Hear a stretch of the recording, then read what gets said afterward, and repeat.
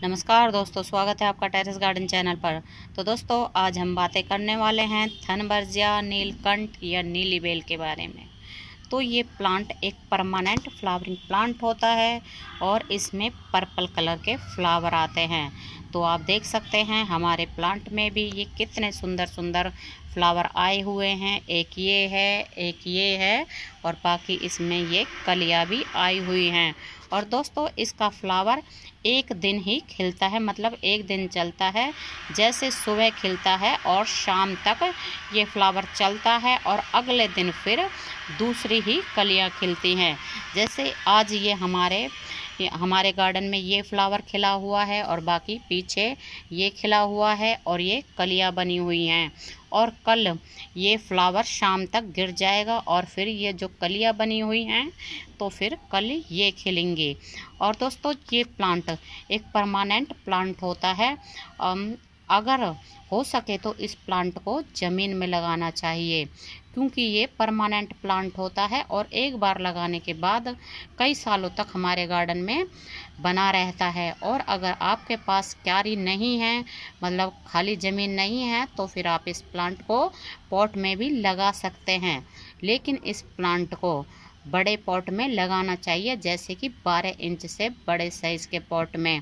और ये प्लांट आप देख सकते हैं हमारे भी ये पॉट में लगा हुआ है और इस प्लांट को लगाए हुए करीब 3 से 4 साल हो गए हैं और फिर भी ये इस पॉट में चल रहा है और काफ़ी सुंदर सुंदर इसमें फ्लावर भी आ रहे हैं।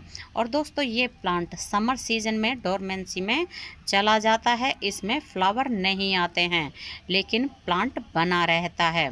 और जैसे ही मौसम बदलता है, थोड़ी सी ठंडक शुरू होती है, तो आप देख सकते हैं हमारे गार्डन में ये फ्लावर खिले हुए हैं थनबर्जिया के। मतलब जब से नवंबर का महीना शुरू हुआ है तो नवंबर से ही हमारे प्लांट में फ्लावर आ रहे हैं। और ये विंटर फ्लावरिंग प्लांट होता है, पूरे विंटर भर इसमें फ्लावर आते हैं। जैसे कि नवंबर से लेके और इसमें मार्च अप्रैल तक फ्लावर आते हैं, मतलब जब तक मौसम में थोड़ी सी ठंडक होती है तब तक इसमें फ्लावर आते हैं। और दोस्तों, इस प्लांट के अगर सॉइल मीडिया की बात करें तो इस प्लांट को लगाना है वेल ड्रेन सॉइल में। जैसे एक हिस्सा गार्डन सॉइल, एक हिस्सा रेत, एक हिस्सा कंपोस्ट या वर्मी कंपोस्ट। तो इस मीडिया में ये बहुत ही बढ़िया चलता है। और दोस्तों, अगर इसके पानी की बात करें तो पानी इस प्लांट में हमें तभी डालना है तब मिट्टी की ऊपर की लेयर सूख जाती है उसके बाद। तो इस प्लांट में ओवर वाटरिंग नहीं करनी है। वैसे तो ओवर वाटरिंग हमें किसी भी प्लांट में नहीं करनी चाहिए, क्योंकि ओवर वाटरिंग से प्लांट खराब हो जाता है और इसकी रूट्स गल जाती है। तो दोस्तों, अगर इसके प्रोपोगेशन की बात करें तो ये प्लांट कटिंग से आसानी से चल जाता है और इसकी कटिंग आप नवंबर के महीने में लगा सकते हैं और या फिर आप इसकी कटिंग मॉनसून के महीने में लगा सकते हैं। इसकी कटिंग को लगाने के लिए हमें ऊपर से 2.5 से 3 इंच की कटिंग लेनी है, सॉफ्ट कटिंग लेनी है। और उसको अगर आप सैंडी सॉइल में लगा देते हो तो फिर कुछ ही दिनों में उसमें रूट्स बन जाती है और हमारा और नया प्लांट बन जाता है। और इस तरह से हम कई और प्लांट बना लेते हैं।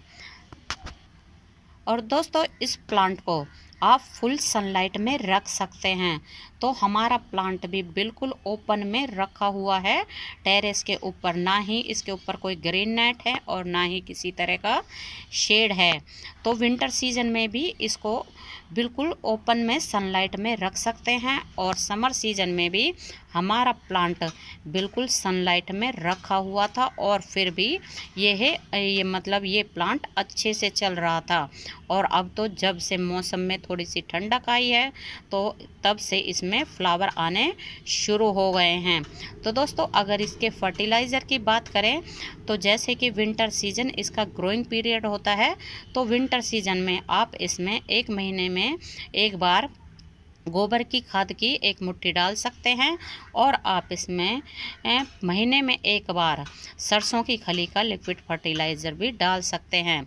और सरसों की खली का लिक्विड फर्टिलाइज़र डालने के बाद इसमें बहुत ही बढ़िया फ्लावर आते हैं और बहुत ही ज़्यादा मात्रा में आते हैं।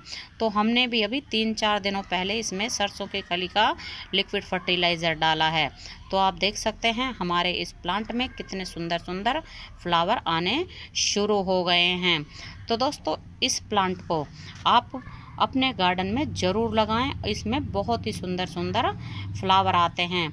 और अगर इसके हम एफिड्स की अटैक की बात करें तो इसमें किसी भी तरह के कोई भी मिलीबग या एफिड्स का अटैक नहीं होता है, क्योंकि जैसे कि बताया है ये प्लांट हमारे पास लगभग पिछले 4 से 4.5 सालों से है और अभी तक इसमें किसी भी तरह के मिलीबग का अटैक नहीं हुआ है। लेकिन फिर भी आप जिस तरह के सभी पौधों में नीम ऑयल का स्प्रे करते हैं तो एक आधा बार महीने में एक बार इसके ऊपर भी नीम ऑयल का स्प्रे कर देंगे तो इसमें फिर किसी भी तरह के कीड़े मकोड़ों का अटैक नहीं होगा। और फ्लावर तो आप देख ही रहे हैं इसमें कितने सुंदर सुंदर आते हैं।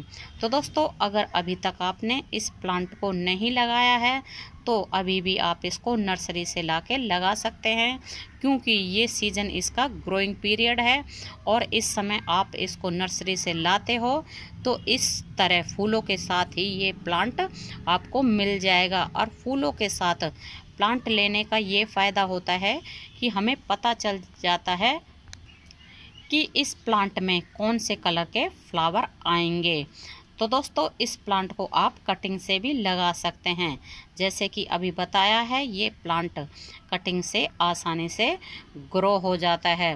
तो दोस्तों आज के लिए बस इतना ही, फिर मिलते हैं किसी और नई जानकारी के साथ। तब तक के लिए नमस्ते जी, धन्यवाद।